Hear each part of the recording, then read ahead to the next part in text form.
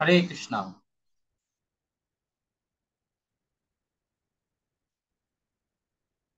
তো আজকে আমরা ভগবদ গীতার প্রথম অধ্যায় বিষাদ যোগে প্রবেশ করব।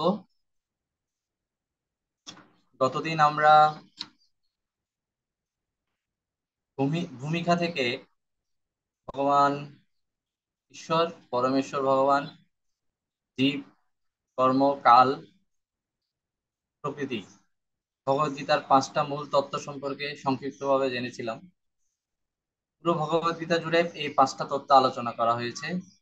একটা হচ্ছে পরমেশ্বর ভগবান, 2 নম্বর হলো জীব বা আত্মা, 3 নম্বর জড়া প্রকৃতি, 4 নম্বর কর্ম, 5 নম্বর হলো কাল। পাঁচটা বিষয় নিয়ে পুরো ভগবদ গীতাতে আলোচনা আছে। পুরো ভগবদ গীতার আলোচ্য বিষয় হচ্ছে এই পাঁচটি। এছাড়া ভগবত ধাম এর বর্ণনা আমরা জেনেছিলাম। ভক্তিযোগ কেন শ্রেষ্ঠ তা জেনেছিলাম। সনাতন ধর্ম মানে কি, মানব জীবনের চরম উদ্দেশ্যটা কি জেনেছিলাম। আজকে আমরা প্রথম অধ্যায়ে প্রবেশ করব। প্রথম অধ্যায়টা হচ্ছে পুরো ভগবদ গীতার ব্যাকগ্রাউন্ড, পটভূমি। ভগবদ গীতার যে শুরু, কিভাবে তার শুরু, সেটাই প্রথম অধ্যায়। প্রথম অধ্যায়ে অনেক কিছু জানার আছে। যদিও প্রথম অধ্যায়ে ভগবানের কোনো কথা নেই, ভগবান কোনো কথা বলেননি, কিন্তু প্রথম অধ্যায়ে অনেক বিষয় আমাদের বোঝার আছে। তো প্রথম অধ্যায়ের শুরুতে আমরা দেখি, প্রথম অধ্যায় শুরু হয়েছে একটা প্রশ্ন দিয়ে। এই প্রশ্নটা কি? ধৃতরাষ্ট্র, ধৃতরাষ্ট্রের প্রশ্ন সঞ্জয়কে বলছেন। সঞ্জয় হচ্ছেন ব্যাসদেবের শিষ্য। সেই সঞ্জয় ব্যাসদেবের শিষ্য হলেও ধৃতরাষ্ট্রের কাছে তিনি ছিলেন যুদ্ধের সময়। যখন ধৃতরাষ্ট্র জানতে ইচ্ছা করলেন যে আমি তো চোখে দেখছি না, যুদ্ধে কি হচ্ছে আমি জানতে চাই,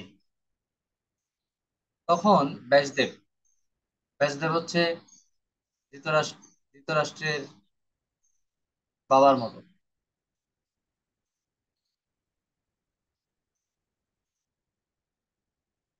তো ব্যাসদেব একজন শিষ্যকে রেখে গেলেন, তিনি হচ্ছেন সঞ্জয়।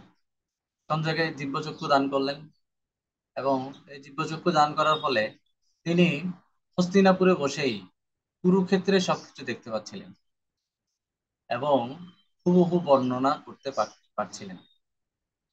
সেই বর্ণনা শুনে শুনেই ধৃতরাষ্ট্র কুরুক্ষেত্রে কি ঘটছে না ঘটছে একদম লাইভ টেলিকাস্ট তিনি শুনছেন।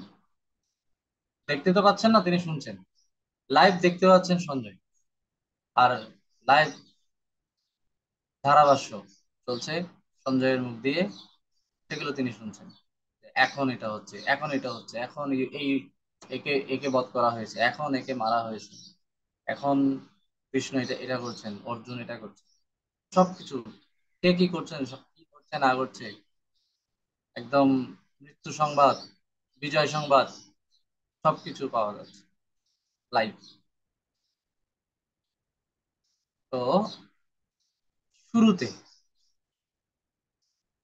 শুরুতে মানে উনি সঞ্জয় এখন লাইভে আছে। প্রথম জিজ্ঞাসা, ধৃতরাষ্ট্রের প্রথম জিজ্ঞাসা, এবং এই পুরো ভগবত গীতাতে ধৃতরাষ্ট্রের একটাই কথা, শুধু এই একটাই কথা, আর কোনো কথা নেই। এরপর সঞ্জয়ের কথা আছে, অর্জুনের কথা আছে, কৃষ্ণের কথা আছে, চারজনের কথা। তবে সবচেয়ে কম হচ্ছে ধৃতরাষ্ট্রের কথা, শুধু একটা শ্লোক, একটা প্রশ্ন। এই প্রশ্ন দিয়ে ভগবত গীতা শুরু।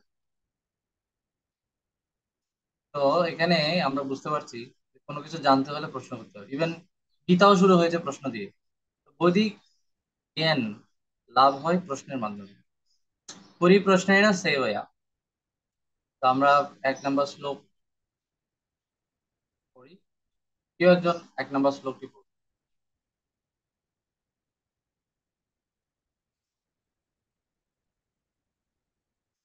চৈতি পড়ো, চৈতি। দ্রুত পড়তে হবে, বলার সাথে সাথে পড়া শুরু।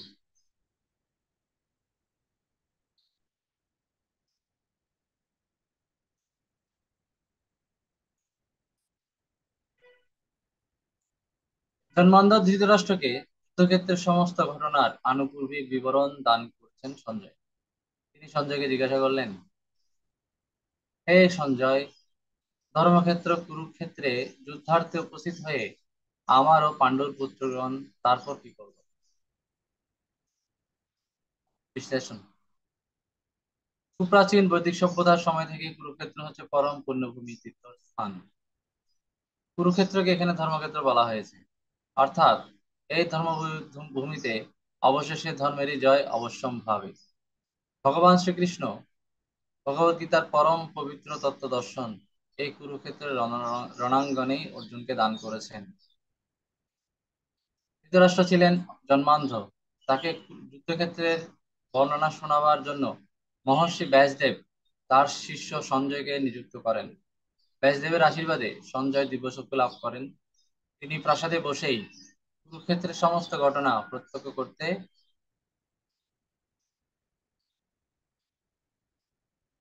করতে পারছিলেন। ভগবান শ্রীকৃষ্ণ এই কুরুক্ষেত্র প্রান্তরে স্বয়ং উপস্থিত। তিনি অচিরেই ধৃতরাষ্ট্র এবং তার দুরাচারী পুত্রদের এবং তাদের পৃষ্ঠপোষকদের ঠিক একটি ধান ক্ষেত থেকে আগাছা তুলে ফেলার মতো সমূলে ধ্বংস করে ধর্মনিষ্ঠ ন্যায়পরায়ণ শাসকদের পুনঃপ্রতিষ্ঠার আয়োজন করেছেন।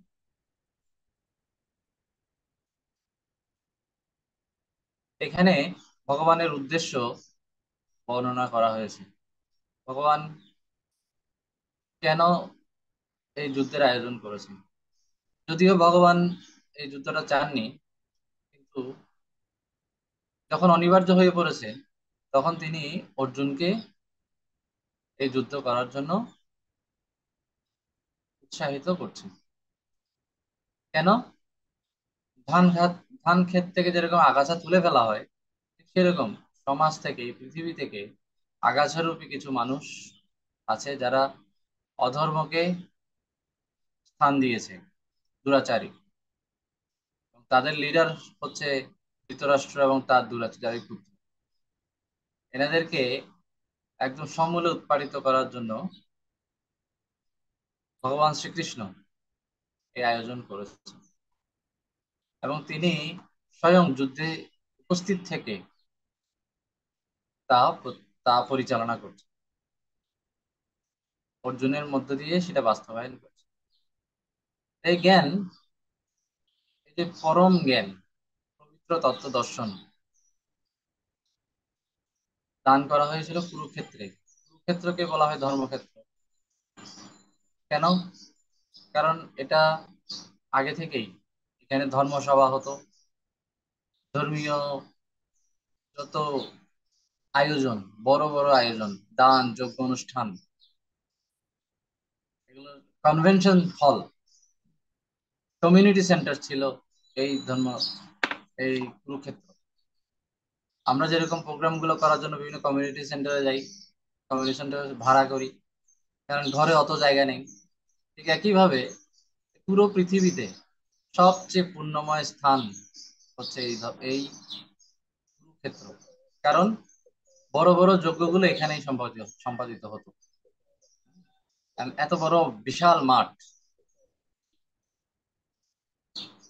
তো সুপ্রাচীন কাল থেকেই এটা তীর্থস্থান হিসেবে পরিচিত। বিভিন্ন মুনি ঋষিদের আগমন ঘটেছে এই স্থানে। কারণ যেহেতু যজ্ঞ হতো, স্বাভাবিকভাবে বিভিন্ন মুনি ঋষিরা আসতো, সেখানে তাদেরকে সেবা করা হতো, দান করা হতো। তো এই স্থানটাকে বেছে নেওয়া হয়েছে যুদ্ধের জন্য। কারণ যুদ্ধটাও একটা ডিসিশন মেকিং এর বিষয়। এটা ধর্মযুদ্ধ, কে থাকবে, অধর্ম নাকি ধর্ম, এটা ডিসাইড করার সময় চলে এসেছে। এই জন্য এই কুরুক্ষেত্র স্থানটাকে বেছে নেওয়া হয়েছে, কারণ এটা হচ্ছে ধর্মক্ষেত্র। এখানে কেউ কোনো অন্যায় করতে পারবে না। তো অর্জুন প্রশ্ন করছেন, এই ধর্মক্ষেত্র কুরুক্ষেত্রে উপস্থিত হয়ে আমার পুত্র আর পাণ্ডব পুত্রগণ তারপর কি করলো? প্রশ্নটা করার কোনো আসলে কারণ ছিল না। যুদ্ধের জন্য উপস্থিত হয়েছে, তাহলে আর কি করবে? যুদ্ধই করবে। এটা আবার জিজ্ঞেস করার কি আছে? তারা তো ওখানে গিয়ে কাবাডি খেলবে না, বা ওখানে পিকনিক করতে যায়নি, বা তারা এখানে বেড়াতে যায়নি, সেলফি তুলতে যায়নি।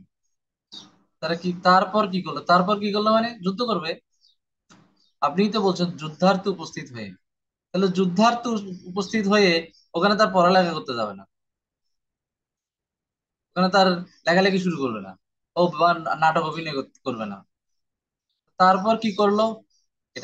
এটার মানে হচ্ছে যুদ্ধক্ষেত্রে উপস্থিত হলেও, যুদ্ধ করার জন্য উপস্থিত হলেও ধৃতরাষ্ট্রের মনে একটা সংশয় ছিল। কি সংশয়? যে যে কোনো সময় সেটেলমেন্ট হয়ে যেতে পারে। যদিও যুদ্ধ করতে গেছে, কিন্তু তারা তো ভাই। এমনও হতে পারে ভাই ভাইকে দেখে আর যুদ্ধ করার মন চাইছে না, বা দুজনেই মারমুখী অবস্থায় আছে, কিন্তু যেহেতু ধর্মক্ষেত্র, তো ধর্মের একটা প্রভাব পড়তেও পারে। অনেক সময় আমাদের মাথা গরম হলে আমরা মন্দিরে চলে যাই। তো মন্দিরে গিয়ে মাথা ঠান্ডা হয়ে যায়, মন মন্দির শান্ত হয়ে যায়। এখন তো ধর্মক্ষেত্র, এটাও একটা মন্দির, ভগবানের স্থান, তীর্থস্থান। তাহলে দেখা যাচ্ছে আবার মন্দির আবার যদি ঠান্ডা হয়ে যায়, সেজন্য তিনি জিজ্ঞেস করছেন যে কি করলো। এটার পিছনে কারণ হচ্ছে এটা, যে এখানে যুদ্ধ না হওয়ারও পসিবিলিটি আবার আছে। যদিও যুদ্ধের জন্য গেছে, কিন্তু যুদ্ধ না হওয়ার পসিবিলিটিও আছে। যেহেতু পান্ডুরা হচ্ছে ধর্ম পরায়ণ ব্যক্তি, তারা যুদ্ধ স্বাভাবিকভাবে চাইবে না, একটা সেটেলমেন্ট করে নেবে, অথবা দুইজনের উপরেই স্থানের প্রভাব পড়বে, সেটেলমেন্ট হয়ে যাবে। অথবা আত্মীয় স্বজনকে দেখে, ভাই ভাইকে দেখে আহ মায়া মমতা জাগবে, আর যুদ্ধ করতে চাইবে না, সেটেলমেন্ট হয়ে যাবে। মানে বিভিন্ন কারণে তিনি সংশয় পোষণ করছেন আসলে যুদ্ধটা কি হচ্ছে নাকি হচ্ছে না। এই কারণে তিনি প্রশ্নটা করেছেন।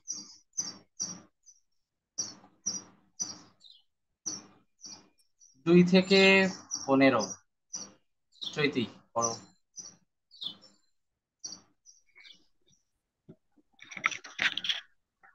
ধৃতরাষ্ট্রের প্রশ্নের উত্তরে সঞ্জয় কুরুক্ষেত্রের ঘটনাবলী বর্ণনা করতে শুরু করলেন।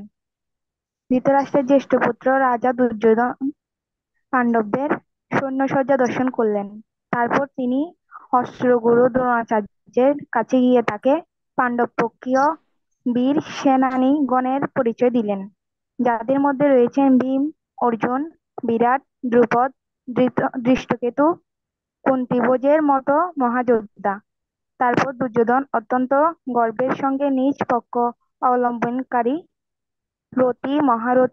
মহারথীগণের বর্ণনা দিলেন, যাদের মধ্যে রয়েছেন ভীষ্ম, কর্ণ, বিকর্ণ, উপাচার্য, অশ্বত্থামা প্রভৃতি বীর যোদ্ধাগণ। নিজেদের অমিত শক্তিশালী বিপুল সেনাবল দর্শন করে দুর্যোধন গর্বিত হলেন। তিনি পিতামহ ভীষ্মকে সাহায্য করার জন্য সকলের প্রতি আহ্বান করলেন। তখন কুরুবংশের বৃদ্ধ পিতামহা ভীষ্ম দুর্যোধনের হর্ষ উৎপাদনের জন্য সিংহের গর্জনের মতো অতি উচ্চনাদে তার শঙ্খধ্বনি করলেন। তারপর শঙ্খ, বেরি, প্রণব, আনক প্রভৃতি হঠাৎ একত্রে ধ্বনিত হয়ে এক তুমুল শব্দের সৃষ্টি হলো। অন্যদিকে শ্রীকৃষ্ণ ও অর্জুন এক দিব্য রথে আরোহণ করে রণাঙ্গনে উপস্থিত হয়েছিলেন। সেই রথের অশ্বগুলি ছিল শ্বেতবর্ণের। তারা তখন তাদের দিব্য শঙ্খ নিনাদ করলেন। শ্রীকৃষ্ণ বাজালেন তার পাঞ্চজন্য নামক শঙ্খ, অর্জুন বাজালেন দেবদত্ত নামক শঙ্খ, বিপুল ভোজনপ্রিয় ভীমকর্মা ভীমসেন বাজালেন পণ্ড নামক ভয়ঙ্কর শঙ্খ। হুম, এখানে অনেকগুলো ইনফরমেশন আছে। প্রথমে বলা হচ্ছে রাজা দুর্যোধন। দুর্যোধন কি রাজা? অ্যাকচুয়ালি রাজা হচ্ছে ওই অবস্থায় ধৃতরাষ্ট্র, কিন্তু রাজা যুদ্ধ করতে যাননি।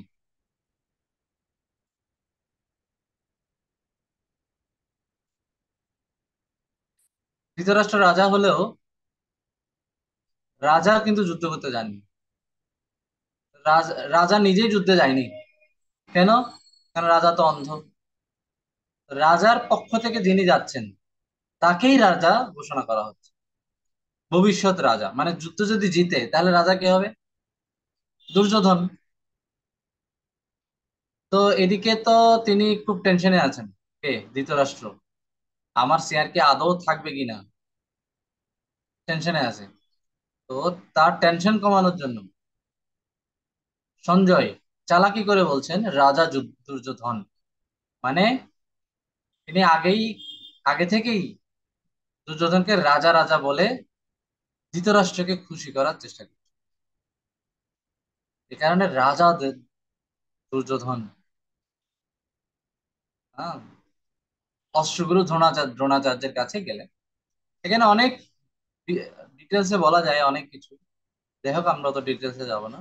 কেন তিনি দ্রোণাচার্যের কাছে গেলেন? দ্রোণাচার্য হচ্ছে সেনাপতি, আর দুর্যোধন হলো রাজা। রাজা সেনাপতির কাছে যাবে নাকি সেনাপতি রাজার কাছে যাবে? হওয়ার কথা ছিল যে সেনাপতি রাজার কাছে যাবে, কিন্তু এখন হয়ে গেছে উল্টো। হ্যাঁ, রাজা সেনাপতির কাছে গেছে। কেন? কি কি সমস্যা? কারণ রাজাও কিন্তু একটু একটু ভয়ে ভয়ে আছে। তার তো নিজের পাওয়ার নাই তেমন একটা। তিনি এই দ্রোণাচার্য, বিশ্বদেব, এদের উপরেই পাওয়ার তার। দুর্যোধনের নিজের কোনো তেমন একটা শক্তি নেই, নিজের কোনো গরিমা নেই, ঐশ্বর্য নেই। সে সে অন্যদের উপর ডিপেন্ডেন্ট। অন্যরা যদি তাকে ভাসাই দেয় তাহলে সে সে ভেসে চলে যাবে। হেল্প না করলে ভেসে চলে যাবে। সে নিজে যুদ্ধ জয় করতে পারবে না। সেই জন্য প্রথমে গেলেন কমান্ডারের কাছে, সেনাপতি দ্রোণাচার্যের কাছে।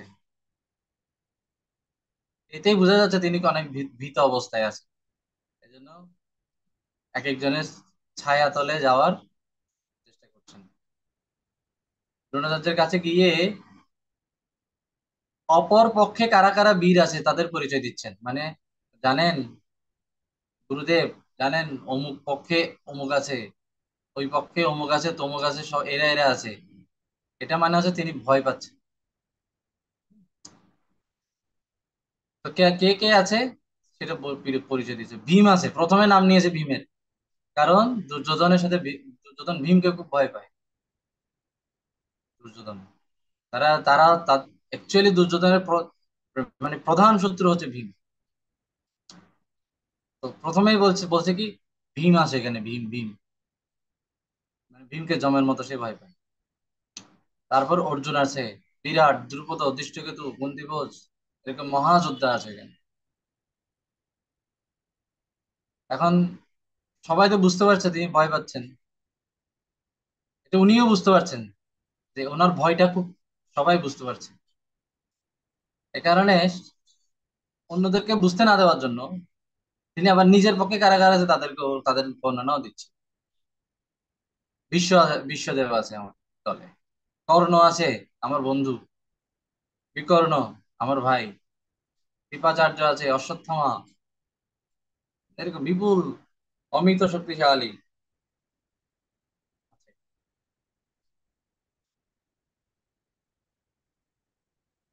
তো এরকম যখন ভয় পাচ্ছে তখন কি হলো, কুরু বংশের বৃদ্ধ পিতামহ বিশ্বদেব দুর্যোধনের হর্ষ উৎপাদনের জন্য, মানে তাকে, যে তার মনে যে ভয় সেটা কাটিয়ে হর্ষ উৎপাদনের জন্য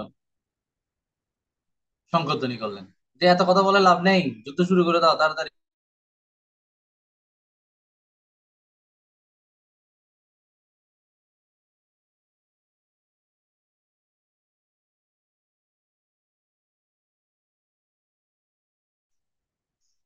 তো পিতামহ বিশ্বদেব সংকল্পনী করলেন কেন?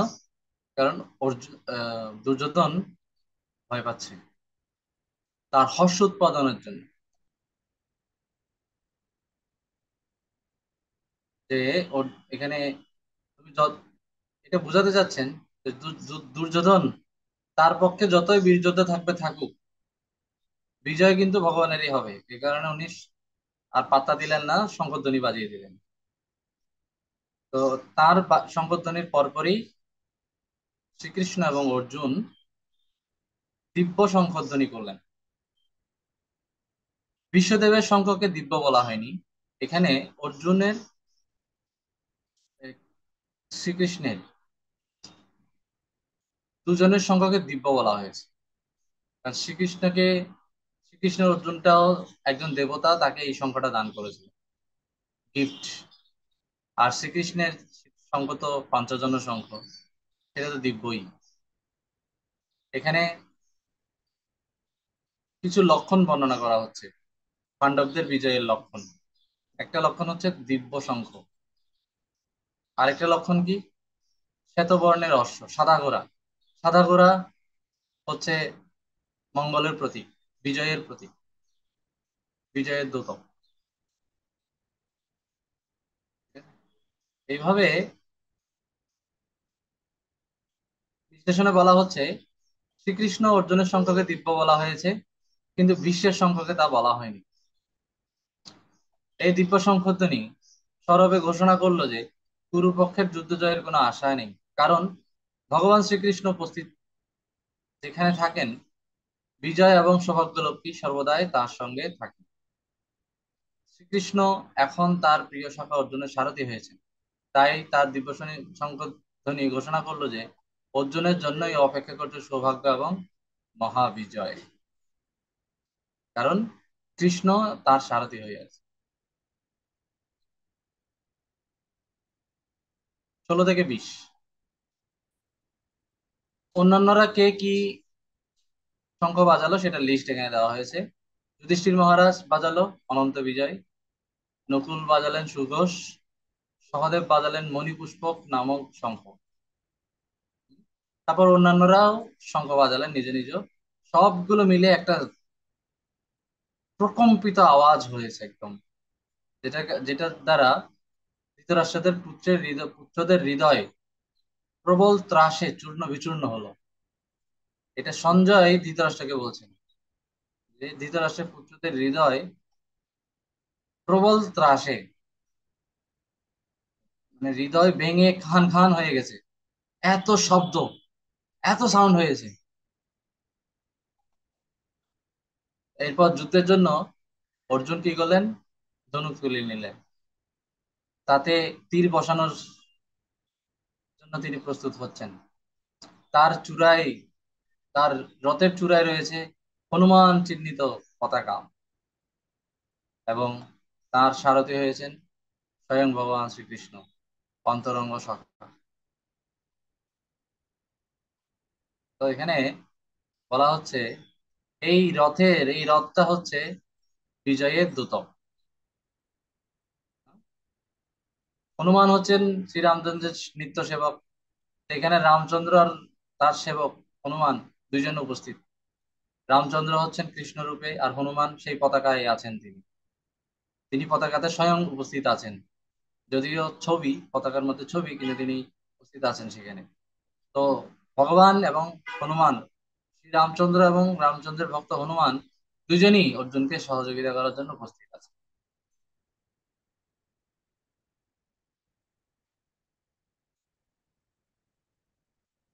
এখানে সবাই একটা কাজ করুন।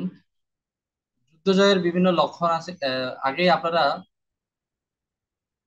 পাণ্ডব পক্ষের যারা বীর আছেন তাদের লিস্ট করে ফেলুন। তারপর কৌরব পক্ষের যারা বীর আছে তাদের লিস্ট করে ফেলুন। করে এরপরে আরেকটা লিস্ট হবে পাণ্ডবদের বিজয়ের বিভিন্ন লক্ষণ। লক্ষণগুলো একটা লিস্ট করবেন। তিনটা কাজ করতে হবে, হ্যাঁ? পাণ্ডবদের মহাবীর, রথী মহারথী, কৌরবদের রথী মহারথীদের লিস্ট, ও কে কি শঙ্খ বাজিয়েছে সেটার লিস্ট, আর পাণ্ডবদের বিজয়ের লক্ষণ সমূহ, চারটা লিস্ট হবে। দ্রুত শুরু করে দিন। সময় 2 মিনিট।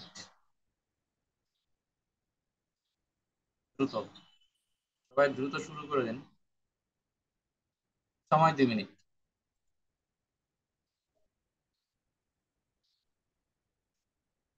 কে কি লিখেছেন বলুন।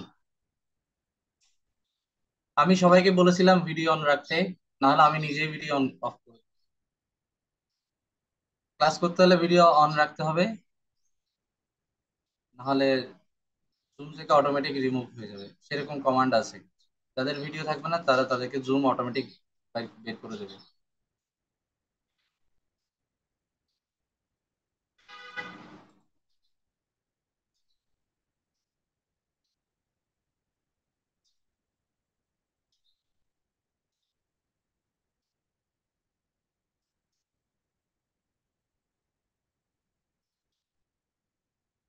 চৈতি বলো, পাণ্ডবদের রথী মহারথীদের নাম বলো।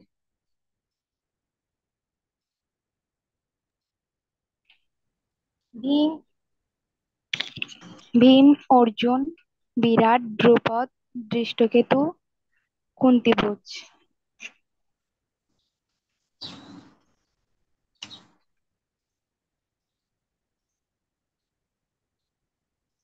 দ্রুপদ,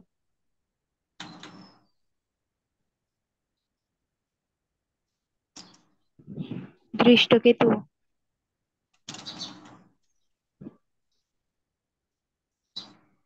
কুন্তিভোজ।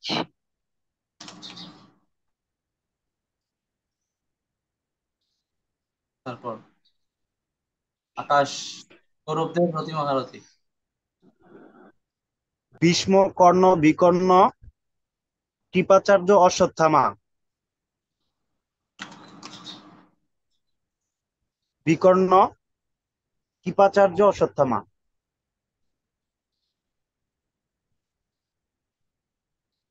অশ্বত্থামা।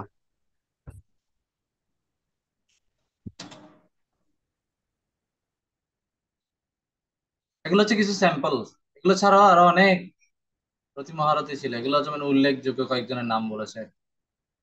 তারপর বিভিন্ন জনের সংখ্যার নাম। অমিত বলো, কে কি সংখ্যা বাজালেন?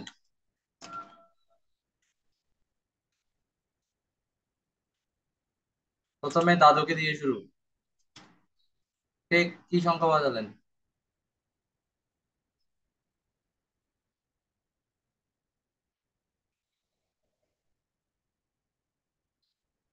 বিশ্বদেবের সংখ্যের কোনো নাম নেই। আচ্ছা, তাহলে এটা আমরা বাদ দিই 20 থেকে।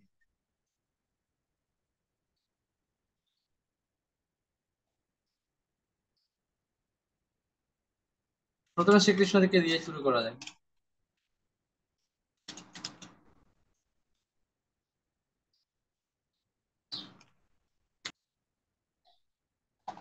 অমিত বলো, বিভিন্ন জনের সংখ্যার নাম বলো।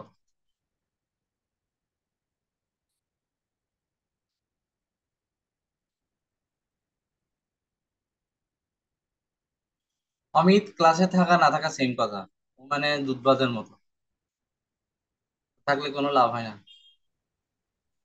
আকাশ বলো,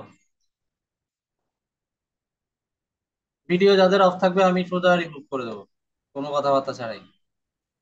প্রভু শ্রীকৃষ্ণ পঞ্চজনক নামক শঙ্খ বাজিয়েছিলেন এবং কি লেখা, অর্জুন দেবদত্ত নামক শঙ্খ।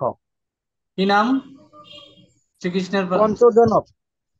কি লেখা আছে আবার? পঞ্চজন্য। আবার প্রভু পঞ্চজন্য। শোনা যাচ্ছে না? কি লেখা আছে? প্রভু শ্রীকৃষ্ণ বাজিয়েছেন পঞ্চজন্য নামক আবার শঙ্খ। দেখে বলো, দেখে বলো, আবার বলো। আবার বলার মানে মানে হচ্ছে ভুল হচ্ছে তাই।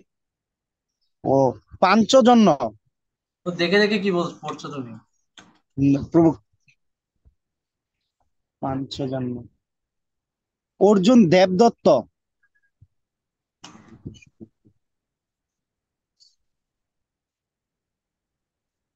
যুধিষ্ঠির অনন্ত বিজয় নামক শঙ্খ।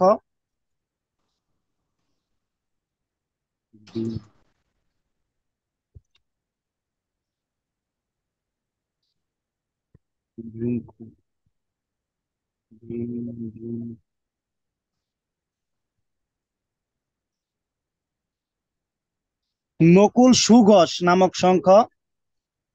4 নাম্বার কি? ডিমেটটা তো খুঁজে পাচ্ছি না। এতক্ষণ ধরে কি বললে? প্রভু ভীমেরটা তো খুঁজে পাচ্ছি না। বুঝো ভালো করে।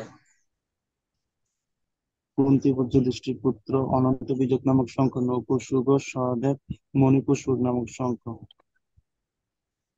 বিপুল ভোজন প্রভু ভীমসেন বদন। হ্যাঁ প্রভু, 15 নামক শঙ্খ।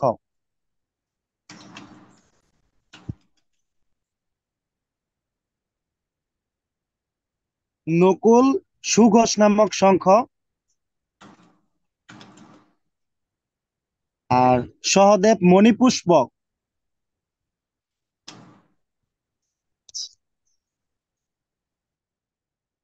পাণ্ডবদের বিজয়ের লক্ষণ প্রীতি বলো। হনুমান চিহ্নিত বিজয়ধ্বজ, তার সারথে ভগবান শ্রীকৃষ্ণ।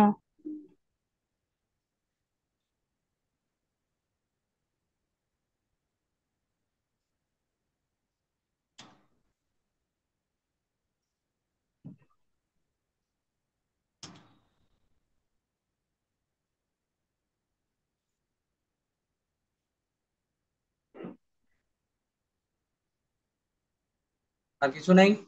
আর কি কি আছে?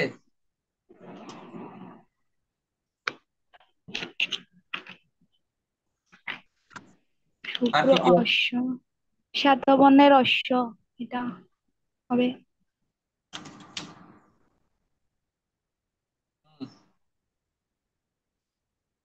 হুম,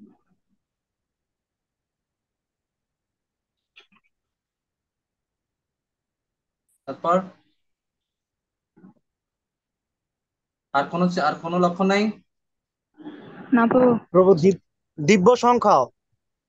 ও আচ্ছা। তারপর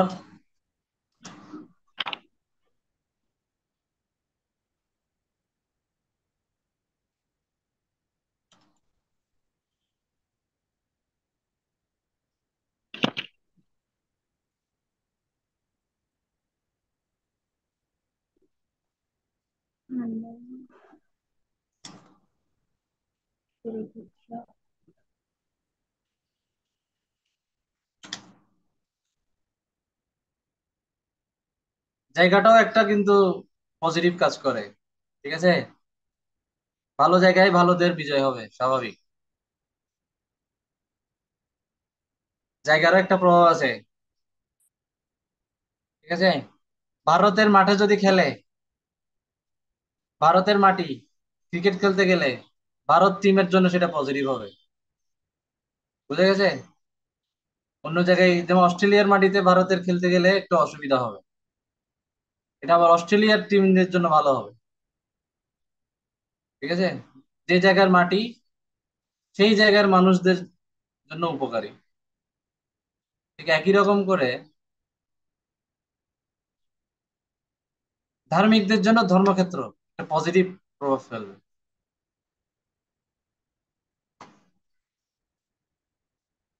এরকম অনেকগুলো। এগুলো লিখছো সবাই?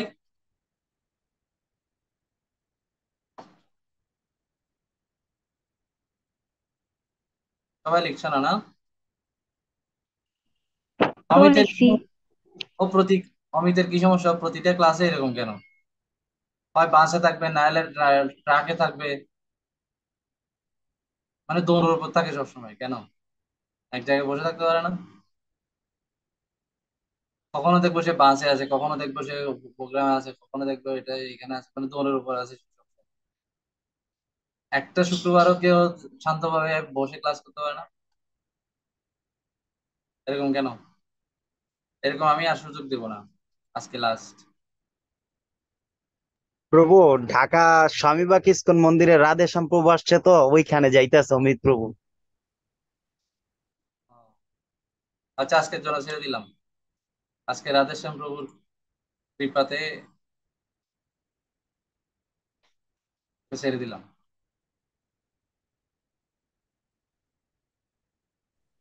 হরে কৃষ্ণ প্রভু। অমিত তো আছে দেখি। আর প্রভু আমি ক্লাস শুনতে আছি, কিন্তু আমি প্রভু আমি তো মন্দিরে আছি, ফ্যামিলি আর কি যাদের সঙ্গে আসবো এই কারণে আসছিলাম আর কি, কিন্তু আমি ক্লাসে জয়েন ছিলাম। আচ্ছা, আজকের জন্য ছেড়ে দিলাম, ঠিক আছে। আচ্ছা ও ঠিক আছে, ঠিক আছে। আরে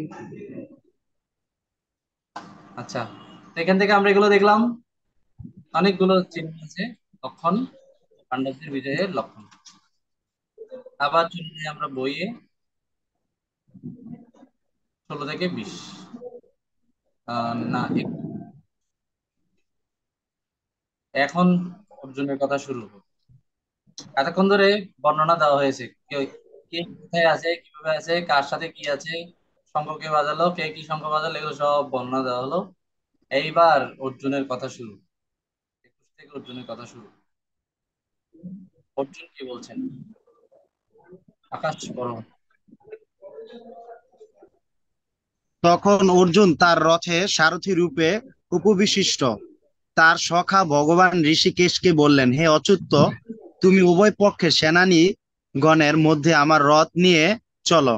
আমি দেখতে চাই ধৃতরাষ্ট্রের দুর্বুদ্ধি সম্পন্ন পুত্রদের সাহায্য করার জন্য যুদ্ধ করার অভিলাষী হয়ে কারা এখানে সমবেত হয়েছে এবং কাদের সঙ্গে আমার সংগ্রাম করতে হবে তা আমি দেখতে ইচ্ছে করি। বিশ্লেষণ: ভগবান অত্যন্ত কৃপাময়, ভক্তবৎসল। ভক্তের যেমন অভিলাষ সর্বদাই ভগবানের সেবা করা, তার আনন্দ বিধান করা, তেমনি ভগবান ও ভক্তের পরিচর্যা করে অপরিসীম আনন্দ লাভ করে। ভগবান ও ভক্তের সম্পর্ক অত্যন্ত মধুর। ভগবান সমস্ত লোকের মহেশ্বর, সকলের নিয়ন্তা ও প্রভু। তার সমকক্ষ কেউ নেই, তার ঊর্ধ্বেও কেউ নেই। তবুও ভক্তের ভক্তির বন্ধনে তিনি আবদ্ধ হন। ভক্তের পরিচর্যা করার সুযোগ পেয়ে তিনি মহানন্দ লাভ করেন। এখানে ভগবান শ্রীকৃষ্ণ অর্জুনের প্রিয় সখা রূপে তার সারথি হয়েছেন এবং কৃপাপূর্বক মনের অভিলাষ পূরণ করেছেন।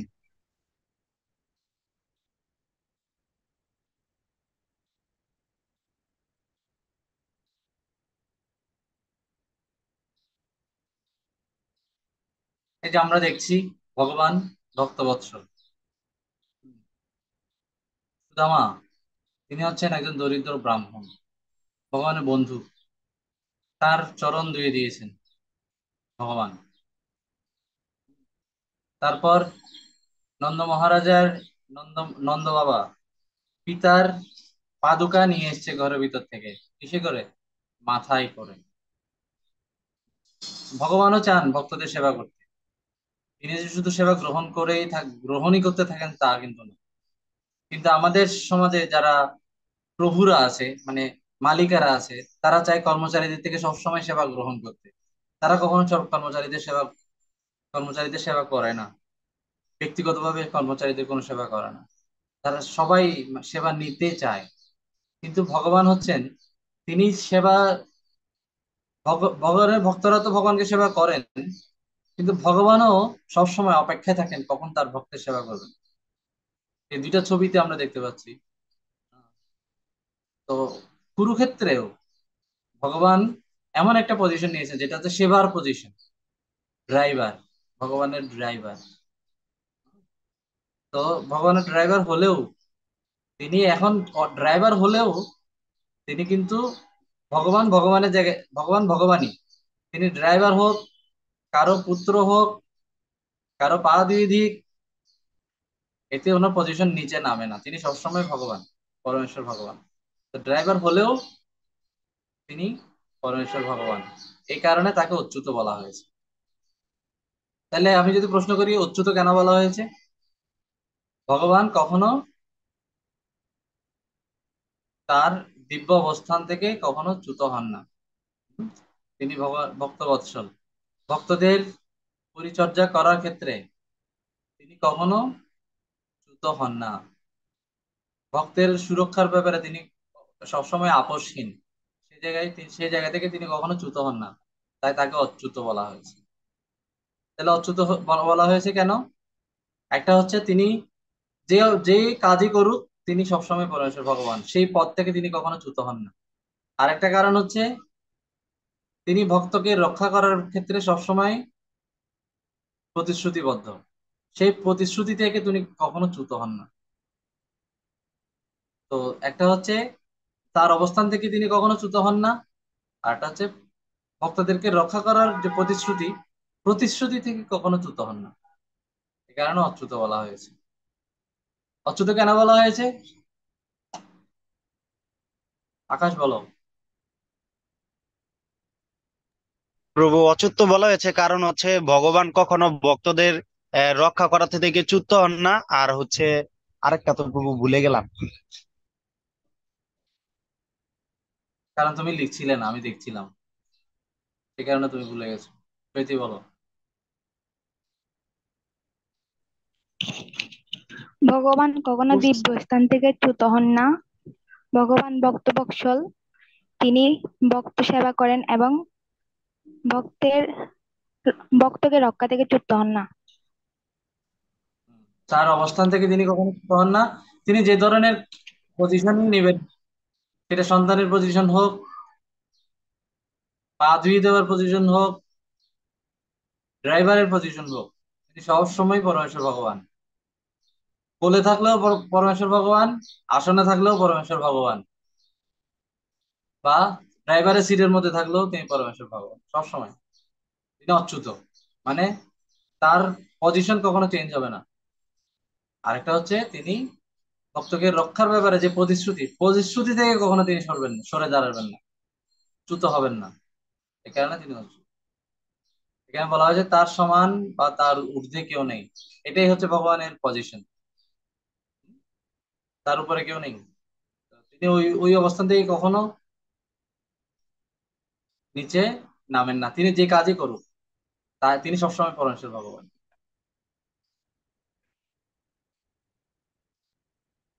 24 থেকে 41, 31,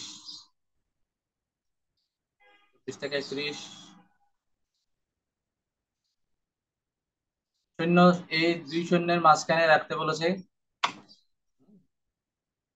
সেনার উভয়ের মধ্যে, উভয় সেনার মাঝখানে রাখো রথ। এই দুই উভয় সেনার মাঝখানে রাখলো। এই যে একদিকে কৌরব, একদিকে পাণ্ডব, মাঝখানে অর্জুনের রথ।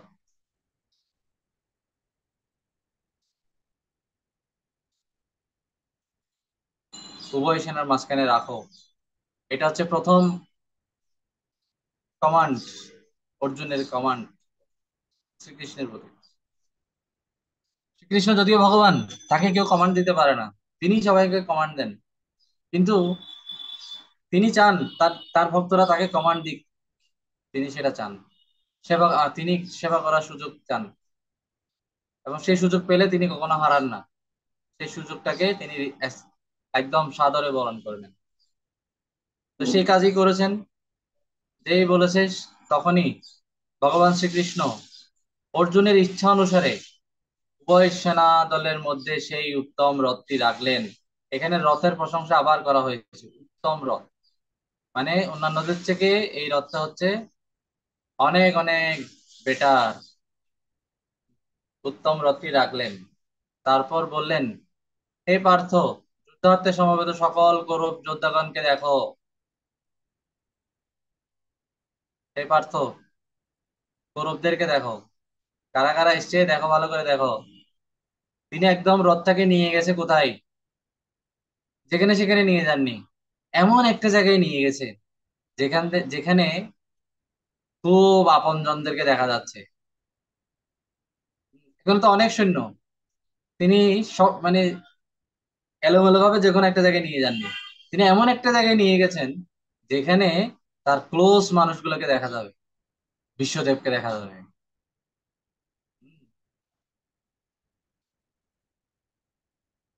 তার আচার্যদেরকে দেখা যাবে, মামাকে দেখা যাবে, ভ্রাতাকে দেখা যাবে, শ্বশুরকে দেখা যাবে, বন্ধু বান্ধবকে দেখা যাবে। এমন জায়গায় নিয়ে যাবে।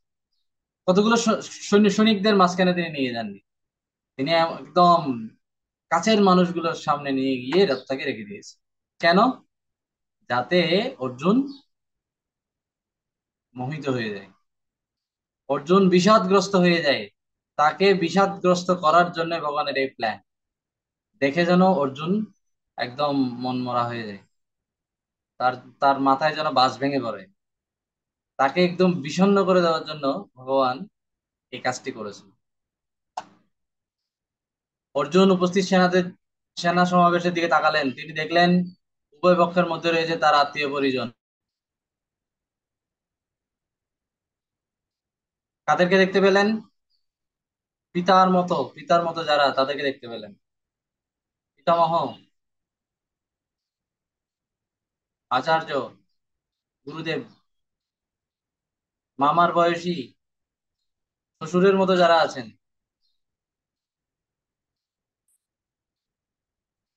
শ্বশুর বলতে যেমন দ্রুপদের অনেক বন্ধু ছিল, যারা পাণ্ডবদের গ্রুপে ছিল না, কৌরবদের গ্রুপে ছিল।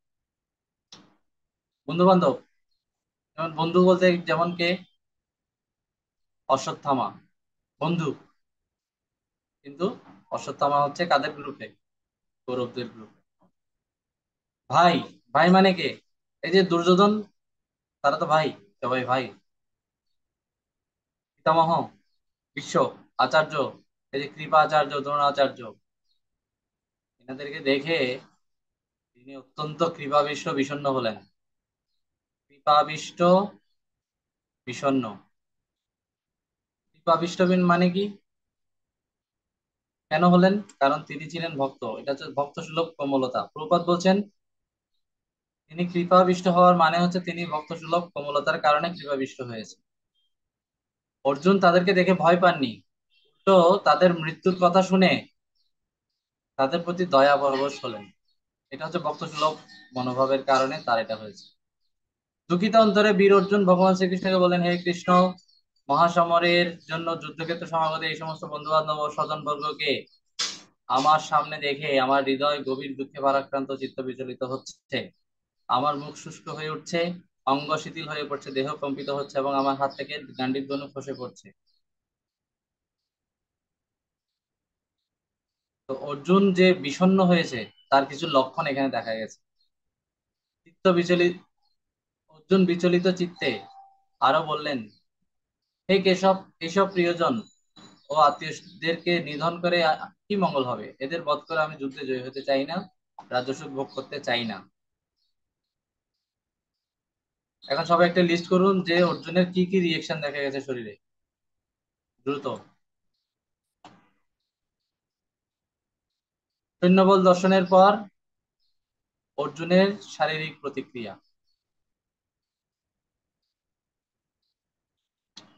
কি কি প্রতিক্রিয়া দেখা গেল? আকাশ, দুইটা বলো। প্রভু, মুখ শুষ্ক হয়ে উঠেছে,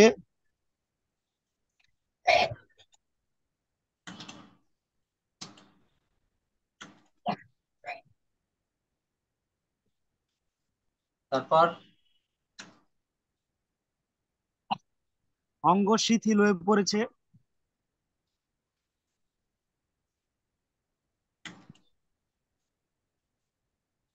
হাত পা গুলো ছেড়ে ফেলে দিচ্ছে, হ্যাঁ। তারপর দেহ শিথিল মানে, কম্পিত হচ্ছে। শিথিল মানে হচ্ছে প্যারালাইজড হয়ে যাওয়া, হ্যাঁ। ফ্রিজ হয়ে গেছে, নাড়াতে পারছে না, প্যারালাইজ এর মতো হয়ে গেছে, এটাকে বলা হয় শিথিল। তারপর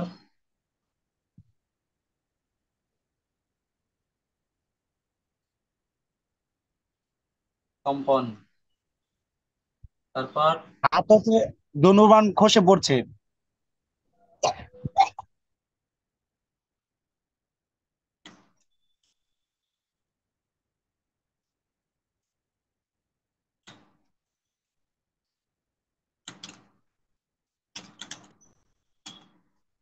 কোনো জিনিস হাতে ধরে রাখতে পারছে না, আলগাতে পারছে না। তারপর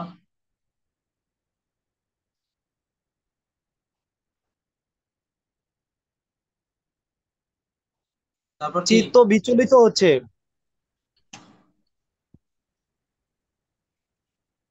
বিচলিত।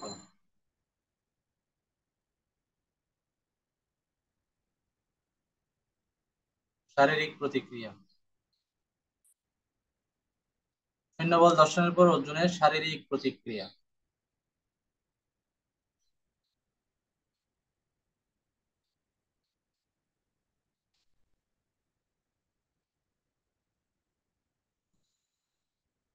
এই হলো অবস্থা।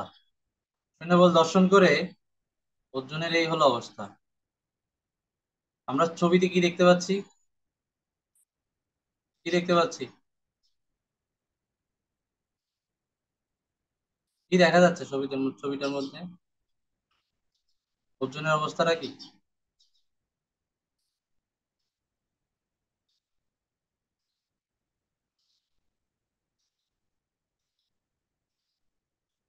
তার ধনুক কোথায় পড়ে গেছে? তীরগুলোর কি অবস্থা? তীরগুলো ঠিকভাবে নাই, পড়ে যাচ্ছে তীরগুলো। মুখের কি অবস্থা? কান্নাকাটি, কাঁদছে কাঁদছে। কেন? ভয়ে? না, কাদেরকে মারার জন্য আমি এখানে আসলাম? সব আমার আপনজন। কাকে মারবো আমি এখানে? সবাই আমার ঘরের লোক, প্রিয় ব্যক্তিগুলাই। দাদু, যার কোলে আমি বড় হয়েছি। গুরু, যার কাছ থেকে আমি অস্ত্রবিদ্যা লাভ করেছি। আমার ভাই, যাদের সাথে আমি খেলাধুলা করেছি। বন্ধু বান্ধব।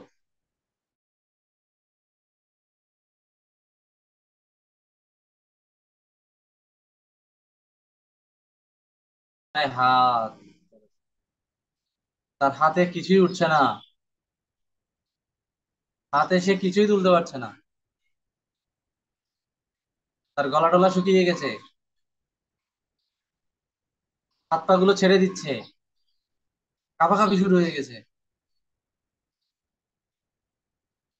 ধনুর্বাণ সে ধরে রাখতে পারছে না, পড়ে যাচ্ছে এগুলো। তার মন অত্যন্ত চঞ্চল হয়ে গেছে, ডিপ্রেসড। এই কারণে এই চ্যাপ্টারের নাম হচ্ছে অর্জুন বিষাদ যোগ। বিষাদগ্রস্ত হয়েছে।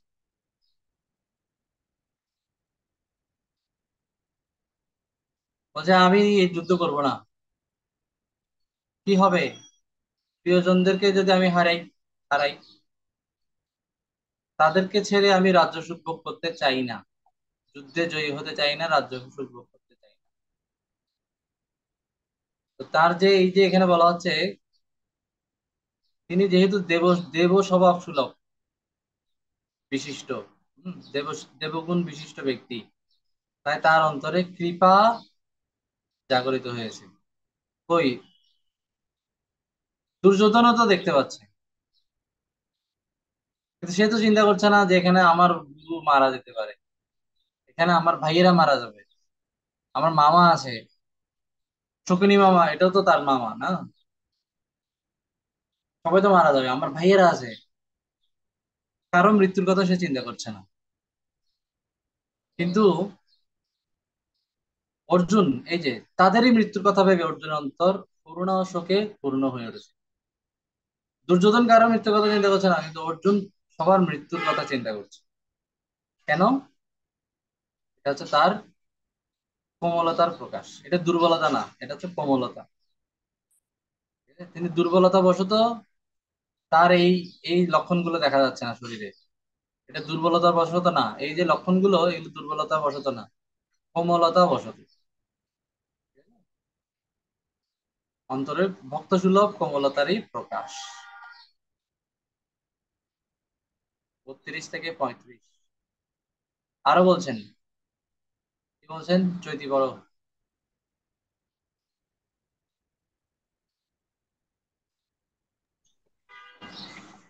তো অর্জুন তার আজন্ম পরিচিতি স্বজনবর্গকে যুদ্ধার্থে উপস্থিত দেখে অত্যন্ত বিষণ্ণ হয়ে পড়েছিলেন। তিনি শোকাকুল কণ্ঠে ভগবান শ্রীকৃষ্ণ সম্বোধন করে বললেন, হে গোবিন্দ, যাদের জন্য রাজ্যসুখের অভিলাষ হয়, সেই সব প্রিয় আত্মীয় স্বজন ধন প্রাণের আশা ত্যাগ করে এখানে যুদ্ধ করতে এসেছে। হে মধুসূদন, বরং এরাই আমাকে বধ করুক, তবু আমি এদের নিধন করতে চাই না। হে জনার্দন, এমনকি ত্রিভুবনের বিনিময়েও আমি এই যুদ্ধে লিপ্ত হব না। পুরো বিশ্লেষণ করতে হবে। বিশ্লেষণ করো। বিশ্লেষণ: অর্জুন এখানে শ্রীকৃষ্ণকে গোবিন্দ নামে সম্বোধন করেছেন। গো শব্দে গরু ও ইন্দ্রিয়সমূহ বোঝায়। গোবিন্দ নামের অর্থ হচ্ছে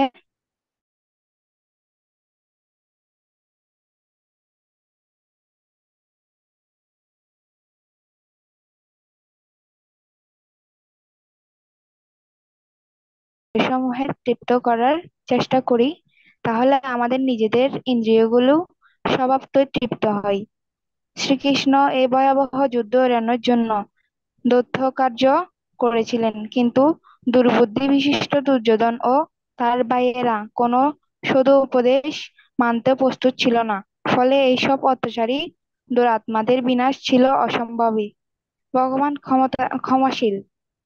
কেউই কে- কেউই ভগবানের শ্রীচরণে অপরাধ করলে তিনি তা ক্ষমা করতে পারেন, কিন্তু তার ভক্তের প্রতি কোনো অন্যায় তিনি সহ্য করেন না। তাই কুরুগণের বিনাশ ছিল ভগবানের অভিলাষ। ভক্তের কর্তব্য ভগবানের অভিলাষ পূরণ করা। কিন্তু অর্জুন মিথ্যা দেহাত্ম বুদ্ধিতে আচ্ছন্ন হয়েছিলেন, ফলে এদের মৃত্যুর কথা ভেবে শোকমগ্ন হয়েছিলেন। কিন্তু তিনি বুঝতে পারছিলেন না যে ভগবানের ইচ্ছাতে তারা পূর্বেই নিহত হয়েছিল। অর্জুন ছিলেন কেবল উপলক্ষ মাত্র। এখানে অর্জুন গোবিন্দ নামে সম্বোধন করছেন, মধুসূদন নামে সম্বোধন করছেন, জনার্দন নামে সম্বোধন করেছেন, তিনটা নামে সম্বোধন করেছেন। আমরা একটু দেখি এই নামগুলোর অর্থ কি। গোবিন্দ নামের অর্থ কি? ও এবং ইন্দ্রিয়গণের প্রভু। মধুসূদন নামের অর্থ কি?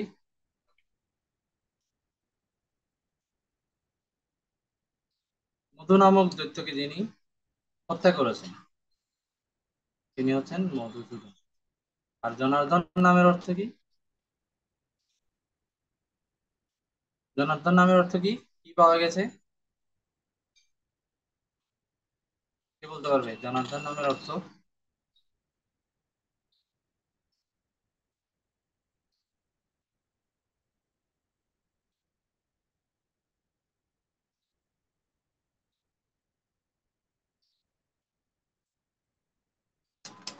জগৎ জীবের পালক।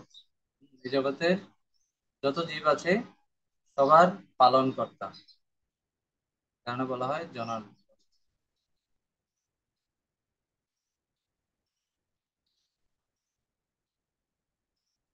গোবিন্দ,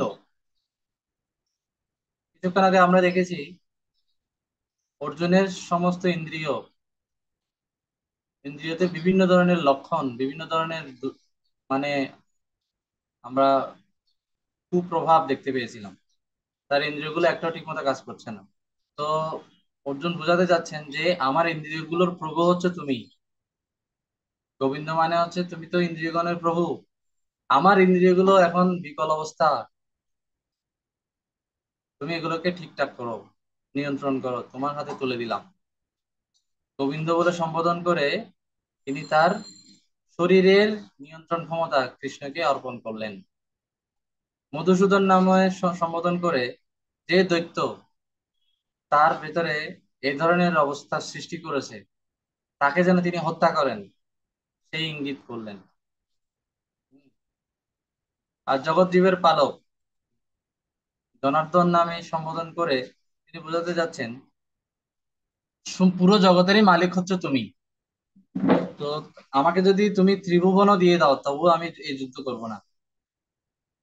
তুমি হচ্ছে জনার্দন, পুরো সমস্ত জগতের মালিক তুমি। আমাকে যদি পুরো জগৎটাই দিয়ে দাও তাও আমি এই যুদ্ধটা করব না। আমি মালিক হয়ে কি করব? যুদ্ধ হয়ে আমি এই জগৎটাকে নিয়ে কি করব? তুমি তো জনার্দন, তুমি হচ্ছে সমস্ত জগৎ জীবের পালক, মালিক। আমি কি করব? আমার দরকার নেই। এভাবে তিনটা নামে সম্বোধন করে তিনি অন্তরের ভাব প্রকাশ করলেন। এখানে বলা হচ্ছে আমরা প্রত্যেকেই নিজেদের ইন্দ্রিয় তৃপ্তির চেষ্টা করি, তবুও আমরা অতৃপ্ত কেন? কারণ আমরা ভগবান হচ্ছেন ইন্দ্রিয়ের প্রভু, তাকে সন্তুষ্ট করার চেষ্টা করছি। ভগবান হচ্ছেন ইন্দ্রিয়গণের প্রভু, তিনি যদি সন্তুষ্ট হন তখন আমাদের ইন্দ্রিয়গুলো সন্তুষ্ট হবে, না হলে সন্তুষ্ট হবে না।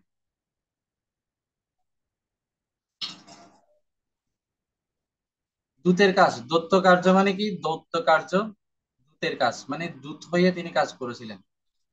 যুদ্ধ, আসলে যুদ্ধ কেউই চাইনি, পাণ্ডবরা কখনো যুদ্ধ চাইনি। কিন্তু যুদ্ধ ছাড়া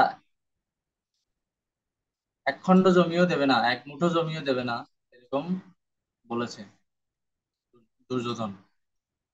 তো বিভিন্নভাবে বার্তাবাহক হয়ে, বিভিন্ন ধরনের শান্তি দূত হয়ে, শান্তির বার্তা নিয়ে শ্রীকৃষ্ণ দূতের কাজ করেছেন। দূত মানে পিয়ন, পিয়ন বুঝা গেছে? এখন ড্রাইভার, কিছুদিন আগে পিয়ন ছিল। এরকম ছোটখাটো কাজগুলো তিনি করেছেন, দূতের কাজ। রাষ্ট্রদূত হয়ে গেছে, এদিকের সংবাদ ওদিকে, ওদিকের সংবাদ এদিকে, এভাবে নিয়েছেন তিনি। কেন এই যুদ্ধটা অবশ্যম্ভাবী হয়েছিল? কারণ কৌরবেরা ভগবানের ভক্তদের চরণে অপরাধ করেছে। ভগবানের চরণে অপরাধ করলে তিনি সহ্য করতে পারেন, কিন্তু ভক্তদের কাছে যদি কোনো অন্যায় হয়, ভক্তদের প্রতি যদি কোনো অবিচার হয়, তাহলে ভগবান সেটা সহ্য করেন না। এ কারণে তাদেরকে বিনাশ করার জন্য ভগবান এখন এই যুদ্ধের আয়োজন করছেন। তো ভগবানের ইচ্ছাতেই হচ্ছে, অর্জুন কেবল উপলক্ষ মাত্র।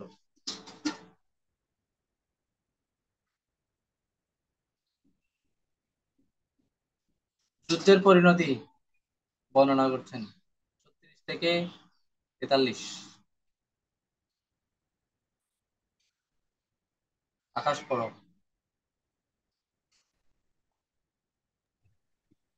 দ্রুত। অর্জুন আরো বললেন, হে মাধব, এরা আততায়ী হলো আমাদের স্বজন আত্মীয়, এদের সংহার করলে মহাপাপ হবে। হে জনার্দন, এরা রাজ্যের লোভে অত্যন্ত আচ্ছন্ন, তাই এরা বুঝতে পারছে না যে এই ভয়াবহ যুদ্ধের পরিণামে পরিবারের সকল বীর পুরুষগণ নিহত হবে। এভাবে কুলক্ষয়ের ফলে পরিবার হতে সমস্ত মঙ্গলজনক বিধিবিধান লোপ পায়, নিয়ন্ত্রণের অভাবে স্ত্রীগণ অসৎ চরিত্রা হয়ে ওঠে, আর সৃষ্ট হয় অবাঞ্ছিত বর্ণসংকর সন্তান। এইরকম সন্তানের সংখ্যাধিক্য হলে তাদের কুকর্মের ফলে বংশের কল্যাণ ধর্ম উৎসন্ন যায়, বংশে পিণ্ডদান ও তর্পণ ক্রিয়া লোপ পায়, ফলে পিতৃপুরুষেরা নরকে অধঃপতিত হয়। এভাবে কুল ও কুলঘাতকরা নরকগামী হয়, বিনষ্ট হয় শাশ্বত জাতি ধর্ম কুলধর্ম। বিশ্লেষণ: বৈদিক সমাজ ব্যবস্থায় বর্ণাশ্রম পন্থা রয়েছে। ব্রাহ্মণ, ক্ষত্রিয়, বৈশ্য ও শূদ্র, এই চারটি হলো বর্ণ, জাতিভিত্তিক নয়। এবং ব্রহ্মচর্য, গৃহস্থ, বানপ্রস্থ, সন্ন্যাস, এই চারটি আশ্রম।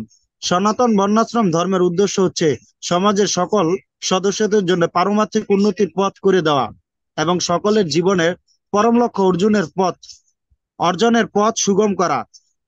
সমাজের সমস্ত বিধিবিধানের উদ্দেশ্য হচ্ছে জীবনের মূল লক্ষ্য ভগবান শ্রীকৃষ্ণকে প্রাপ্ত এবং আত্ম উপলব্ধি লাভ করা। কিন্তু সমাজ যদি অজ্ঞ ও দায়িত্ব শূন্য নেতাদের দ্বারা পরিচালিত এবং সনাতন ধর্ম যথাযথভাবে আচরিত না হয়, তাহলে সমগ্র সমাজ নানা রকম বিশৃঙ্খলায় পূর্ণ হয়ে ওঠে। মানুষ ক্রমশ তাদের চরম লক্ষ্য ভগবান বিষ্ণুকে ভুলতে থাকে। এইভাবে অন্ধ নেতাদের দ্বারা পরিচালিত হয়ে মানুষ ক্রমশ জড়জগতের অন্ধকূপে নিপতিত হয়। বর্ণাশ্রম সমাজ ব্যবস্থায় অনেক রীতিনীতি, আচার অনুষ্ঠানের নির্দেশ রয়েছে, যেগুলো পালিত হলে পরিবারের সদস্যদের উন্নতি সাধিত হয়।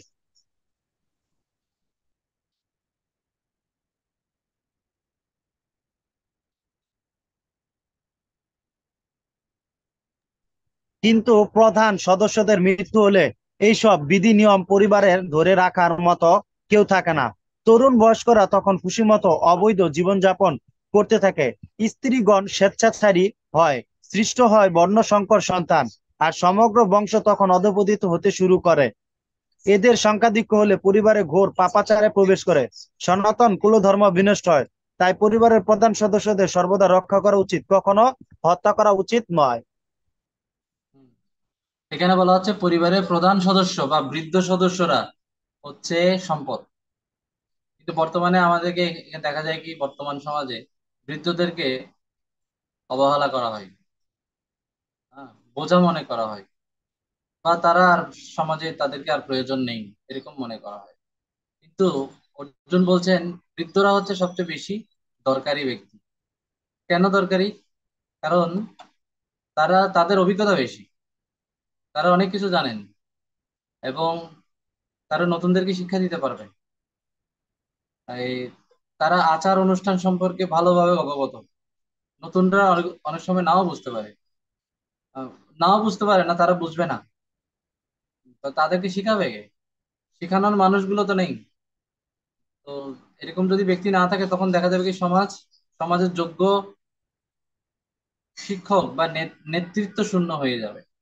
একটা পরিবারে বৃদ্ধ বয়স্ক ব্যক্তি না থাকলে সেখানে নেতা নাই। সমাজে বয়স্ক ব্যক্তি না থাকলে সেখানেও নেতা নেই। শিক্ষক মহলে যদি বয়স্ক ব্যক্তি না থাকে, প্রফেসর এরা যদি না থাকে, নেতা নেই, নেতৃত্ব শূন্য হয়ে যাবে। শিক্ষা ব্যবস্থা, সমাজ ব্যবস্থা, পারিবারিক আচার অনুষ্ঠান, রীতিনীতি সব চলে যাবে। চলে গেলে কি হবে? সবাই স্বেচ্ছাচারী হয়ে যাবে। হ্যাঁ, নতুনরা ইচ্ছা মতো চলবে, যেটা এখন হচ্ছে। তারা তাদের ইচ্ছা মতো, এমনকি টিচারদেরকে মধ্যে পর্যন্ত পিটাচ্ছে, তাদের ইচ্ছা মতো চলছে। তার ফলে কি হবে? নারীরা নারীরাও স্বেচ্ছাচারী হয়ে যাবে, নারী স্বাধীনতা খুঁজবে। হ্যাঁ, এর ফলে কি হবে? বর্ণসংকর সন্তান হবে। কে কার সন্তান বোঝা যাবে না, যারা সন্তান হবে। হম অধঃপতন শুরু হবে। আর এতে করে কুলধর্ম, সনাতন ধর্ম বিনষ্ট হবে। অর্জুন বলছেন এই যুদ্ধটা না হলে ভালো হবে, কারণ এখানে অনেক মহান মহান বৃদ্ধ ব্যক্তি আছেন। তারা যদি মারা যায় তাহলে তো বর্ণাশ্রম ধর্ম নষ্ট হয়ে যাবে। এইভাবে তিনি যুক্তি দেখালেন। যুক্তিটা সুন্দর না? কথায় যুক্তি আছে না? যুক্তি আছে, কিন্তু ভগবানেরও যুক্তি আছে। ভগবান বলছেন যদি তুমি যুদ্ধ না করো তাহলে আরো বেশি ক্ষতি হবে। কেন? দুষ্ট গরুর চেয়ে শূন্য গোয়াল ভালো, ঠিক আছে। এরা বৃদ্ধ ব্যক্তি খুব, ঠিক আছে, দরকার আছে, তুমি যেটা বলছো সেটা ঠিক আছে, কিন্তু বৃদ্ধগুলো তো এখন সব শয়তান হয়ে গেছে। এরা এবার না থাকলে ভালো। হ্যাঁ, গরু দুধ দিচ্ছে ঠিক আছে, কিন্তু দুষ্ট গরুর চেয়ে শূন্য গোয়াল ভালো। এখন এরা তো দুষ্ট ব্যক্তি হয়ে গেছে। এই জন্য যুদ্ধটা দরকার আছে। অর্জুনের কথাও ঠিক আছে, অর্জুনের কথাটা যারা ভালো মানুষ তাদের ক্ষেত্রে ঠিক আছে। আর ভগবান এখন যুদ্ধের কথা বলছেন কেন? কারণ ওই যে আগাছা, এগুলো তো আর গাছ না, এগুলো আগাছা। ভালো জিনিস হলে রেখে দেওয়া যেত, কাজে আসতো। এটা তো শয়তান হয়ে গেছে সবাই, অধর্মের পথ বেছে নিয়েছে। তাই এখন যুদ্ধ লাগবে। তো এত বড় বড় যুক্তি দেখালে কাজ হবে না, ভগবান পরে বলবে যে কেন মারতে হবে। তো অর্জুনের কথাগুলো ঠিক আছে, কিন্তু এই প্রেক্ষাপটে ঠিক নেই আর কি। এমনিতে কথা ঠিক আছে, কথা ঠিক। ভগবান, এই অর্জুন কি করছে, এই ভালো ভালো কথা বলে এই যুদ্ধ থেকে একটু পরিত্রাণ পাওয়ার চেষ্টা করছে। এখানে অ্যাকচুয়ালি অর্জুনও জানে এরা ভালো মানুষ না, কিন্তু যুদ্ধ কেন করবে না? যুদ্ধ করলে, হ্যাঁ, তাদের তার আত্মীয় স্বজনদের প্রতি যে একটা মায়া মমতা, হ্যাঁ, আছে না, এই যে এটা সবাই খারাপ হলেও তাদের প্রতি একটা আকর্ষণ রয়ে গেছে আর কি, স্নেহ রয়ে গেছে, আসক্তি রয়ে গেছে। অর্জুন জানে কিন্তু এরা মানুষ ভালো না, কিন্তু তারপর একটা আসক্তি রয়ে গেছে, ভালোবাসা রয়ে গেছে। তো ওইটা ওই জন্যই সে বিভিন্ন ধরনের যুক্তি দেখাচ্ছে।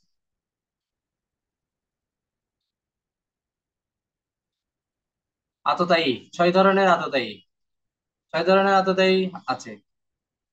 কারা 6 ধরনের আততায়ী?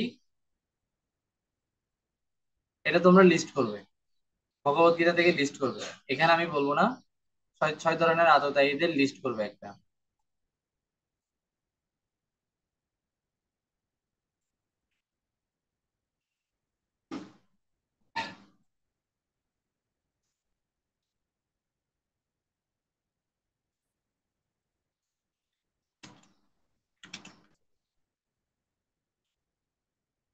এটা হোমওয়ার্কের মধ্যে থাকবে।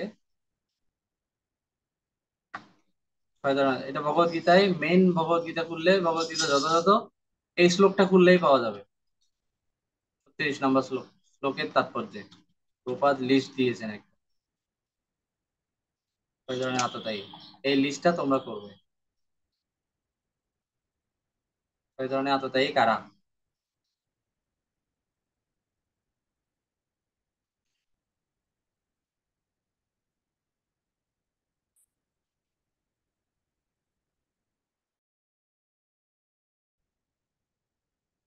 এরপর এই যে 44 থেকে 46। এভাবে আসন্ন স্বজনবোধ জনিত দুশ্চিন্তা ও শোকে মুহ্যমান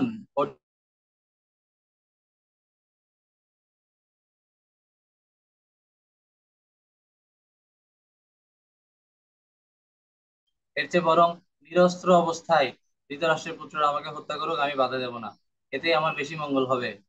এই কথা বলে ধনুর্বাণ ত্যাগ করে অত্যন্ত দুঃখিত বিষণ্ণ অন্তরে রথের উপর বসে পড়লেন কে? অর্জুন। অর্জুন রথের উপর বসে পড়লেন। এরকম একটা ছবি আছে, রথের উপর বসে পড়লেন, ছবি আছে।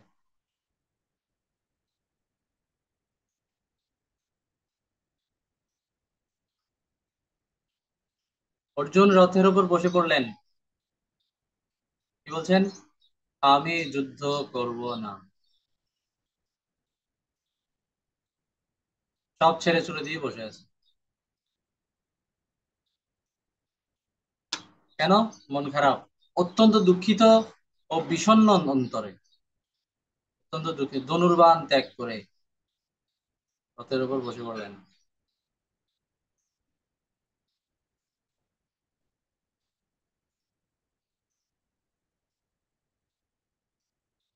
এইভাবেই প্রথম অধ্যায় সমাপ্ত হলো। এখানে শব্দার্থে লেখা আছে চরম লক্ষ্য ভগবান বিষ্ণু, জীবনের লক্ষ্য, জীবনের লক্ষ্য।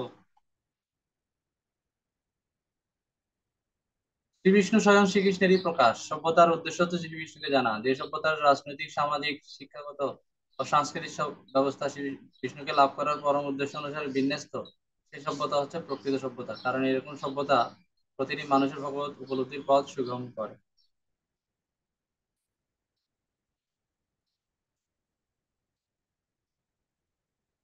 অর্জুন বলছে আমাকে মেরে ফেলুক, আমি বাধা দেব না, এতে আমার বেশি মঙ্গল হবে।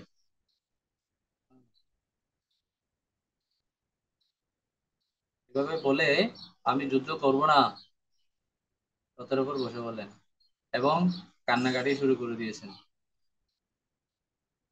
তিনি কাঁদছেন, এই অবস্থায় তিনি কাঁদছেন। আগামী ক্লাসে আমরা দেখব সেই কান্দার কান্দার পর থেকে কি হলো। তিনি কিন্তু 1 সপ্তাহ ধরে কাঁদবেন, ঠিক আছে? আগামী সপ্তাহে আমরা দেখব তার কান্নাকাটি কিভাবে বন্ধ হয়। এখন আপাতত তিনি কাঁদতেই থাকুক। আমরা আজকে ক্লাস এখানে সমাপ্ত করি। জয় শ্রী শ্রী কৃষ্ণ অর্জুন কি জয়, প্রপাত কি জয়, সমবেত ভক্তবৃন্দ কি জয়। কারো কোনো প্রশ্ন আছে?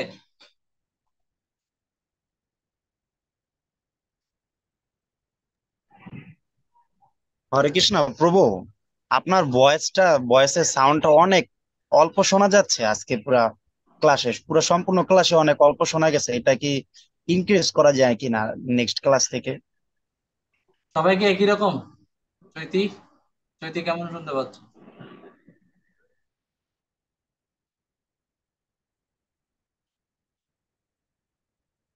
সবারই কি একই? সবাই কি ছোট শুনতে পাচ্ছ? আচ্ছা, চৈতি তো চলেই গেল। সবাই যদি এরকম হয় তাহলে বিষয়টা দেখতে হবে। আচ্ছা, ঠিক আছে, তাহলে আমরা এখানে রাখি। হরে কৃষ্ণ হরে কৃষ্ণ কৃষ্ণ কৃষ্ণ হরে হরে, হরে রাম রাম রাম হরে হরে। যদি ভালো শুনতে না পাও, রেকর্ডিং তো যাবে, রেকর্ডিংটা আবার শুনবো, প্রভু, ওটা ভালো। চৈতি, চৈতি কি আমার কথা ছোট শুনতে পেয়েছো নাকি ভালো শুনতে পেয়েছো? হ্যাঁ এখন ঠিক আছে। প্রভু, একটা প্রশ্ন ছিল। আচ্ছা বলো, টাইম কিন্তু শেষ হয়ে যাবে, তাড়াতাড়ি বলো, 2 মিনিট আছে শুধু। বনাশ্রম, বনাশ্রম মানে কি? আচ্ছা, আগামী ক্লাসে তাহলে এটা বিশদ বলতে হবে, ঠিক আছে? আগামী ক্লাসে এটা এটা দিয়ে শুরু করবো। আচ্ছা। হরে কৃষ্ণ। শিল প্রভুপাদ কি জয়, সমবেত ভক্তবৃন্দ কি জয়, বাঞ্ছাকল্পতরুভ্যশ্চ কৃপা সিন্ধু জগৎ পতিতানাং। সবাইকে ধন্যবাদ।